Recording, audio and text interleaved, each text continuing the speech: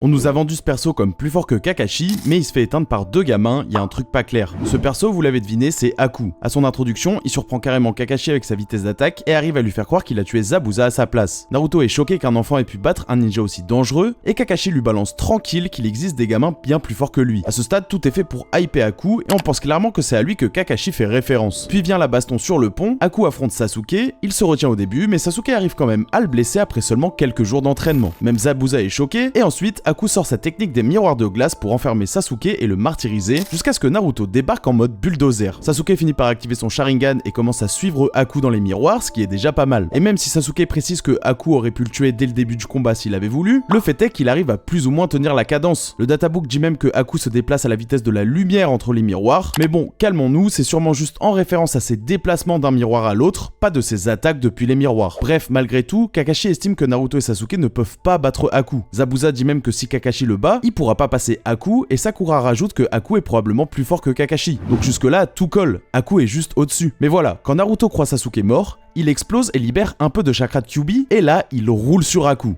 Genre sans forcer. Et c'est pas juste un coup de chance, hein. Aku admet lui-même dans sa tête qu'il est totalement dépassé. Zabuza renchérit même en disant que le chakra de Naruto dépasse celui de Kakashi. Donc logiquement, ce Naruto-là est plus fort que Aku, lui-même plus fort que Kakashi, non? Le problème de cette interprétation, c'est ce qu'elle implique après. Parce qu'on sait que plus le sceau de Naruto se fragilise, plus il puise dans Kyuubi et se transforme. Or ici, il est au stade 0. Juste l'aura rouge, les yeux de renard et les griffes, pas de manteau ni queue de chakra. Or, rien qu'en version 1, Naruto est toujours bien plus faible que Kakashi. Donc soit ce Naruto est le plus puissant qu'on ait vu dans la partie 1, ce qui serait très bizarre et contradictoire, soit on a juste surévalué Aku. Dans cette deuxième lecture, la fameuse phrase de Kakashi sur les gosses plus forts que lui ne viserait pas Aku, mais Itachi plus jeune par exemple, et Zabuza, il se plante. Il connaît pas le vrai niveau de Kakashi, qui l'humilie dès qu'il arrête de jouer. Et en plus, avoir un chakra plus puissant ne veut pas dire que t'es plus fort. Donc Aku plus fort que Naruto et Sasuke débutant, ok, mais Aku plus fort que Kakashi, pas forcément. Ou alors, vraiment, Aku est bien au-dessus, ce qui expliquerait qu'il arrive à intercepter 2 fois un Raikiri, même celui d'un Kakashi bien plus fort pendant la 4ème grande guerre ninja. Ça voudrait dire que le Naruto qu'il tabasse à ce moment serait juste temporairement ultra cheaté. Dans tous les cas, les deux lectures se défendent, mais ce qui est sûr, c'est que côté power scaling, Kishimoto nous a laissé avec un vrai petit casse-tête.